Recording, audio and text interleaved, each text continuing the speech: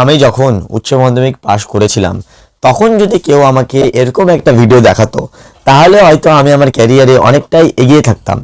কারণ 12 পাস করার পর আমাদের সবারই একটা সরকারি চাকরি পাওয়ার আশা থাকে, যাতে আমরা খুব আর্লি এজেই সাকসেস পেতে পারি। আবার আমাদের মধ্যে অনেকেরই উচ্চ মাধ্যমিক দেওয়ার পর পরিস্থিতির চাপে আর উচ্চশিক্ষার সুযোগ হয়ে ওঠে না, কিন্তু তারাও সরকারি চাকরি পাওয়ার যোগ্য। সেই জন্যই আমি লক্ষণ সাহা তোমাদের জন্য নিয়ে এসেছি সেরা 10টি উচ্চ বেতনের সরকারি চাকরির লিস্ট, শুধুমাত্র উচ্চ মাধ্যমিক পাস যোগ্যতায়, যার মধ্যে লিস্টের 8 নম্বর চাকরিটা আমার মোস্ট ফেভারিট।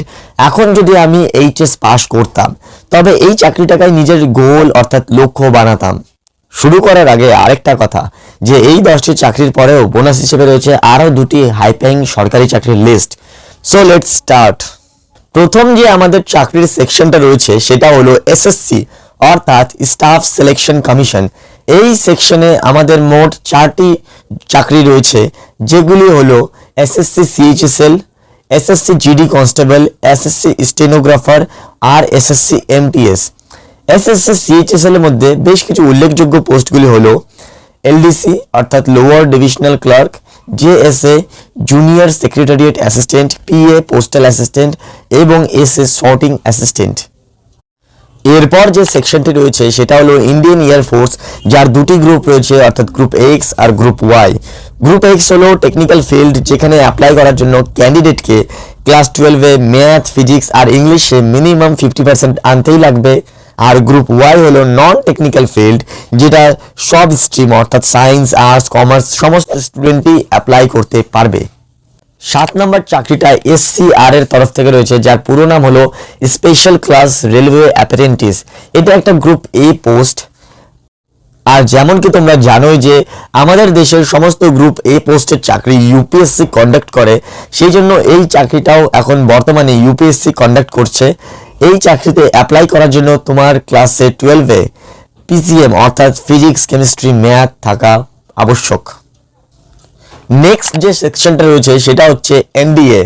এখানেও 3টি বিভাগ রয়েছে, আর্মি, নেভি এবং এয়ারফোর্স।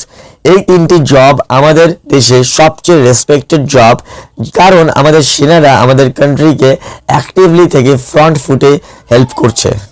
এই পরীক্ষাটাও ইউপিএসসি কন্ডাক্ট করে। এখানে আর্মি উইংয়ে অ্যাপ্লাই করার জন্য তোমাকে ক্লাস 12-এ 60% নিয়ে পাস করতে হবে যে কোনো স্ট্রিম থেকে।